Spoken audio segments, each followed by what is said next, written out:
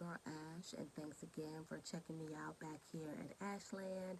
I'm late, but late, better late than never, as the saying goes. I finally caught Queens, so I want to go ahead and jump and do this review before episode 2 comes on tomorrow. So, that said, I just got finished checking out season 1, episode 1 of Queens. Episode is called 1999, in which the beginning of the show is starting in 1999 with the group of four females who formed of a rap group by the name of Nasty Bitches, and we're watching them do their Nasty Girl video, and as well in the mix of seeing them, make this video, we're catching up with them in the now present. So we first meet Brianna, who is aka Professor Sex, and she's currently a family person. She's a mom. She has a family, like 5 kids, and she has a husband. So she's doing a mom thing, doing hair, breakfast, getting everybody ready for school or whatever, whatnot. Husband comes down and he's like, "Oh, babe, you've been, you know." Basically just thanking her for like just holding the fort down or whatever. Apparently he's undergoing some medical issues or whatever, whatnot. He's been suffering from migraines, so they're trying to, get back into, not get back into, but figure out what's been going on with that or whatever, whatnot, and just showing her love for holding down the fort, as he isn't always, I guess, present because of these migraines or whatever, whatnot. So then we meet the thrill, which is Jill, and Jill is currently, we meet Jill. Jill is Catholic. She's in a confessional, and she is confessing that she has basically been with her husband, that she's having an affair, and she is madly in love with a whole nother person. So the crazy thing is she goes to go into depth about her affair or whatnot, and she just immediately stops, and she says she can't do it, and she runs out. Now, I'll be the first to say that I did not see it coming. I didn't see it coming. But fast forward, so next we meet Valeria, also known as Butter Pecan. And currently, Valeria is like a co-host to a show called The Shade. All right, and then her and probably like a producer or something like that. They were talking about her basically being moved from one job to another. It was this Dana person's idea, and anywho, we see her pouring some mysterious substance into a mug or whatever or whatnot. My off top thinking, I'm thinking that she about to get her drink on, but at the same time, it just the vial that it was in, it looked suspicious. You knew something was going to go on. You just didn't necessarily know what. So next, we're introduced to E-Rock, which was the group's manager, not really having much on him, but we basically find out that he has history with another character, and then as well he has history with another character, Naomi, but then he also has history with Valeria. So, with that being said, we end up meeting Naomi next, who she is explicit lyrics, and when we meet her, she is in a bar singing, like a bar hub type place or whatnot. Probably really on a whole nother spectrum of what she's used to being, especially being a nasty bitch and a rapper. She's singing, and I was like, okay, so I'm thinking it's either like blues or I'm thinking country, because she's actually in Nashville. So I'm thinking she's, trying to do her, branches of what she considers is her music, and because she says nobody wants to hear Naomi, she makes a comment to that factor or whatever or whatnot. So she's in a pub. The people call her, somebody calls her out saying, "Hey, aren't you a nasty bitch?" She stops singing, drops a hot ass bar, and then boom, drops the mic, and then it's a done deal or whatnot. So, um, did I get everybody? Yep, that's butter pecan. Yeah. Yep. So that's everybody. So, you the first that basically once we see everybody, see where everybody is at currently, it goes into showing um the breakup. So, uh, you notice it specifically goes or really like sticks on Butter Pecan, Valeria.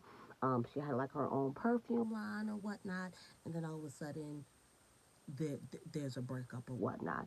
So it kind of makes you think that okay, something around her was why they ended up breaking up or whatnot. So moving on, we're here fully now in the present. Brianna's, getting, stepping out, getting sexy, because her husband was trying to get a little that morning or whatnot. So she done got sexy, got some lingerie. She comes in on him, hears something funny, walks in, and this fool is in a whole, is basically in her bed, in their whole bed with another woman and a white girl. So she is not pissed. She's not pissed. Yes, it's weird. I don't know what you know. Later on, she kind of talks about it more. So she, it goes into why or whatever, whatnot, like where she's at with it. And I guess now I can understand why she wasn't upset. But it was so weird. Like she was super calm. The girl's like, "Oh, we did it because of condom. Because I respect you and you're so beautiful." And blah blah blah blah blah. But she don't cuss him out. She don't fight. Like she literally just walks away. Mind you, this is Eve we're talking about. So it was like y'all could have at least tried to like make her look either way. Not that she's playing Eve in real life, but moving on, fast forward. Like I said, it threw me for a loop. She was super calm about the affair, upset of course, in disbelief, but it definitely was not the reaction that I was expecting once she walked in on him or whatnot. So everybody's doing their own thing. Um, Naomi goes and she is checking up on, she goes to see her daughter for her daughter's birthday. And her daughter, JoJo, I do believe, reads mama up, down, left, right, sideways, diagonal. She reads mama basically like, you showing up here, you haven't been here, you're usually on the road, it's always about you type of thing. Um, she don't want nothing to do with her. And then as well, she don't know who her daddy is. So that's the end of that. That ends there. Closes the door. Um, uh, Jill as well. In her presence, she is getting. You catch her in the bathroom. She is looks like she's taking an ovulation test. See if she's ovulating. Boom. That thing says boom. Yes, you're ovulating. Goes out and tells her husband, nah, not right now. She's like, oh, are you mad? He's like, oh no, I'm not mad. Um, don't no. He's like so understanding or whatever, whatnot of what's happening, what's going on. Clearly, he wants a baby, but he's being understanding of what he don't even really know, which is that she ain't trying to have no baby with him. So, next thing we see is Jill is now, another woman comes and sees Jill. And I knew immediately that's what Jill's secret was. She's gay. The just it's just the moment she just walked in and their dynamic just spoke volumes off the charts. Like it was immediately like, oh, this is your secret. So they go into an embrace, and once they embrace, that was definitely confirmation. If you didn't catch the signals the first time, they embrace and they get to talking about their relationship. And Jill talks about how she's tried to tell her husband, but unfortunately, she just hasn't been able to. It's been hard, and um, the girlfriend's trying to be, or the mistress, whatever you want to call it, is trying to be understanding, but basically, like, I already have my stuff figured out. You're the one that we're waiting on, and it kind of just ends from there, or whatnot. So, you see Valeria and the group's ex-manager, E-Rock, run into each other, and I think he had to makes a comment about not seeing her for a long time, and she's like, yeah, well, when you tell somebody you love them and then like leave them or leave them hanging, it's kind of what happens. You don't see them for a very long time or whatever, whatnot. So, what I failed to mention was after, Brianna, approaches her husband or whatever or whatnot. She goes get some fresh air. She happens to hear their song "Nasty Girl" on the radio. Simultaneously, I probably said that wrong word all wrong, but doesn't matter. Simultaneously, everybody else as well heard the song on the radio. Boom, we see E-Rock and Valeria get up. E-Rock ended up just running really into Valeria, or probably was waiting on one of the two. He's like, we should get the group back together. And she's like, what? Why? He's like, basically, we owe them. So it's like, okay. Hmm. Now, mind you, in the beginning, we see in the music video, uh, Naomi and E-Rock clearly had something. There's some type of chemistry there, but now we're here in the present. Here, how they had a love, and then the reason that the group broke up. So what's really going on? So they all ended up meeting up or whatnot, um, because E-Rock has an artist that he wants them to collab with or whatever or whatnot at the BET Awards. But before we even get there, her first thought is still blood. Valeria and Naomi, they immediately see each other and go at each other's throats. Like it's on and popping. Um, Basically, Valeria ends up saying, "Well, all this is beneath me." Kind of like basically like, "I don't need this. I don't need this group. I don't need this opportunity. Y'all the ones that's not successful. I'm the ones with the success." And boom, kind of just walks out, whatever, whatnot. So the other girls, they meet up. They're just kind of talking and just catching up and just talking about how they should. They just need to keep in contact with each other, regardless of the fact of whatever's going on. Um, Anyway, disperse. Naomi and E-Rock, uh, catch each other at the bar, get to chatting about old memories. Apparently, Naomi was the side chick, I guess, apparently, to Valeria. Uh, Either way, she ended up having a baby. She had the baby. It wasn't E-Rock's. Fast forward, she's like, you know what? Let's just enjoy these good memories, and boom, let's take these drinks and take it back to the room. So clearly, they end up having a good night after that. Some history came back to the present, and we gonna see what's gonna pop from there. So, meanwhile, Valeria goes back to work, and she is busted red-handed, switching mugs on the camera, switching mugs, switching the mug that was in front of her to the mug that's in front of the co-host, with the co-host who had ended up saying some all kinds of racist stuff to the guy who was on the show with her at the time. And she honestly probably could have got away with it, but then she goes and tells herself, "So you think I switched my mug to with some truth serum type blah blah blah? Bitch, what? Like, you could have easily you switching mugs. I didn't mean to do that. I don't know why I did. Her coffee, her tea was hotter than mine. I don't know. Whatever. You could have easily got away with that, but she told herself by giving them more information than what was necessary. So of course, then boom. Now who's guess who's ready now for the opportunity? Guess who now has time? Guess who it isn't beneath? It ain't beneath her no more. So um basically Valeria and they all agreed that hey, this is something that we want to do. Valeria and Naomi feel like okay, well, apology needs to be met or needs to be given. Valeria does end up apologizing, so it's like, all right, boom, we can go ahead and move forward, right? Boom.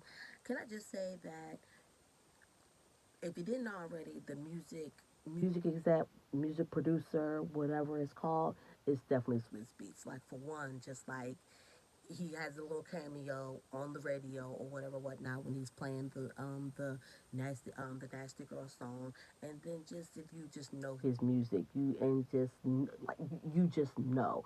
So like even down to the lyrics and the beats and the ad libs or whatnot. So not to say I'm not a hater, I'm a Swizz Beats fan, but it was just like, oh yeah, this got Swizz all over it. I can hear it. They got him all over it or whatever whatnot. They have that little, you know, that like little rehearsal session, and they in the cipher, like getting the hype or whatever. Like it was cute.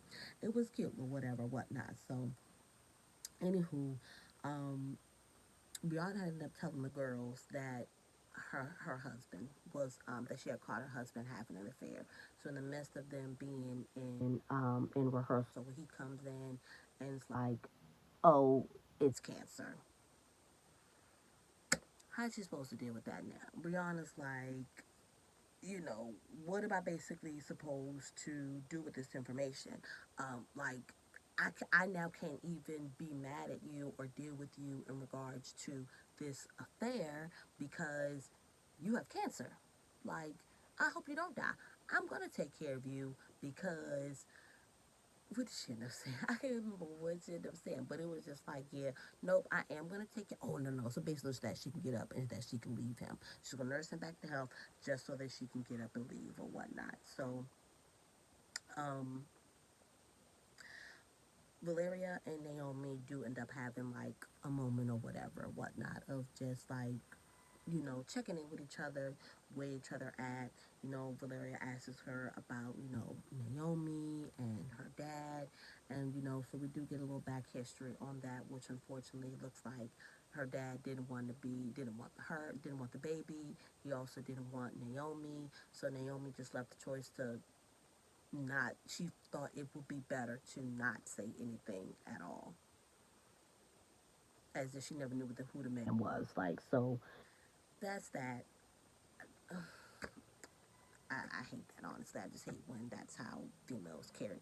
That's what they feel like that's how they need to carry it out or whatever or whatnot. So, um, Valeria had just happened to share with her though that she was left at a shelter. By her mom had left her at a shelter, and that basically, after everything, all she wanted was a phone call from her mom. I think it was just basically, just a saying all in all that no matter what, she needs to come to some type of reconciliation with um, with her daughter or whatever or whatnot. And she also mentions how she she basically, she's not basically that Naomi isn't the only one with regrets, and that she also basically, she regrets having the one, I guess, meaningful relationship slip from her grasp. And of course, that meaningful relationship was Iraq, and boom, in comes Iraq, and now all of a sudden, like, do y'all got something going on? Like, I could, it's it's about to be some stuff, y'all. So, mind you, they haven't seen each other for years, so clearly they're not presently together, right? Him and Naomi was just bumping uglies, right? And now here go Valeria saying, "Oh, I regret, letting him slip away." And then boom, here she comes and invites him to dinner. He like, "Oh, I guess I can't, basically can't turn down her offer to dinner." And then meanwhile, him and Naomi getting eyes at each other like side eyes at each other. Yes, because y'all was just bumping, and now Valeria ready to push back up on you again. It's ready to be mouse all over again. But Brianna says it. She says, "Tell me," like, and basically it says, "This gonna be a disaster. We know this gonna be a disaster. It's just a matter of how the disaster is gonna go down at this point. It definitely is, and I'm here for it. I'm not gonna lie. I was kind of like when I seen the trailers, was going back and forth on if it was something I was even gonna watch or even bump with, but I'm fully in. So, um, as if that's not all that there is, right? So yes. So, um, Muffin, the artist that they are going to be, performing with at the BET Awards, her and Jill end up in the bathroom at the same time. Now, it's kind of having like, a little bonding moment because little Muffin was, I think she was like kind of like just fussing and complaining about her team or whatever, whatnot, like her managers and stuff. And, Jill was just kind of like relating. It was like, some things just never change. This the way it was. This is kind of how it is. What's your real name? Don't let them, take over you like that. Like you stand up and have your own voice or whatever or whatnot. So before they leave the bathroom, um, not Jill, little Muffin gets a little sniffy sniff or whatever and offers it to Jill. Mind you, Jill used to be on that stuff back in the day, unfortunately. It's a small little snippet where Naomi brings up how Jill used to be on that stuff or whatever or whatnot. So, she does decline, but she got that look in her eyes like that triggering look, like she was triggered by seeing them drugs or whatever and whatnot.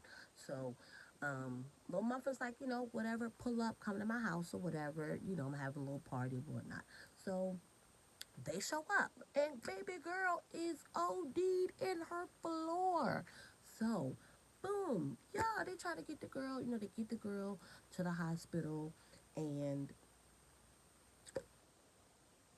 it's basically what Jill was already basically saying or whatever or whatnot. Like E-Rock and this other guy, I guess is maybe her manager, maybe publicist. He might be her publicist. He probably is her publicist. So, um, they're like, he's mad for one because they got her in a county hospital. She's also famous. And they're like, Jill's like, the first time did you know that she was on drugs? And E-Rock is just like, I mean, she's young. Like, either way, Jill is advocating for her. She needs to stay. She needs to rest. She needs to get the help. Old publicist guy was like, nope, we have a show. We have to do this BET Awards. It's for the, this promotion for the album. Boom, boom, boom. And Jill's looking at Muffin like, you got to say something. Like, you have to speak up for yourself. You got to advocate because there's but so much I can do. And of course, she's like, oh, well, they're my people. Whatever, whatever, whatever. It ends up with Jill slapping that white boy, that publicist guy. She ends up slapping fire from him. So at this point, the deal is done. They not performing with her at the BET Awards. Naomi's pissed off about it, reading Jill up and down, explaining to Brianna, what happened. Like she went and slapped him. We've now lost this opportunity. But